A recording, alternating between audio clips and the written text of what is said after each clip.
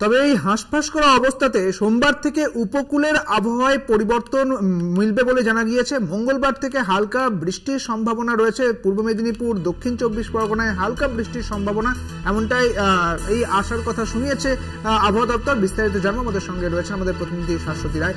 শাশ্বতী, আবহাওয়া দপ্তর সূত্রে যে বৃষ্টির কথা বলা হয়েছে মঙ্গলবার থেকে, সেটা কোন কোন জেলায় রয়েছে?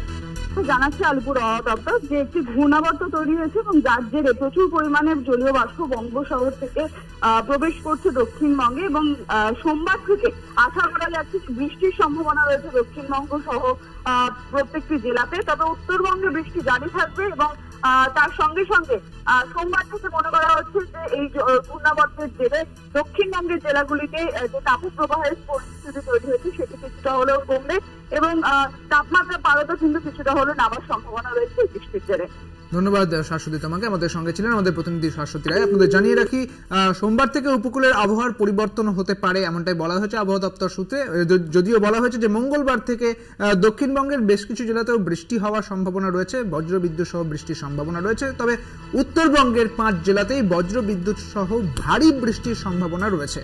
আপনাদের জানিয়ে রাখি, পূর্ব মেদিনীপুর, দক্ষিণ 24 পরগনায় হালকা বৃষ্টির সম্ভাবনা। আজ উত্তরের 5 জেলায় বৃষ্টির সতর্কতা, যেটা আবহাওয়া দপ্তর বলেছিল, যে আবহাওয়া দপ্তর সূত্রে এমনটা বলা হয়েছিল যে 24 ঘন্টার মধ্যে উত্তরবঙ্গের 5 জেলায় বৃষ্টির সম্ভাবনা রয়েছে।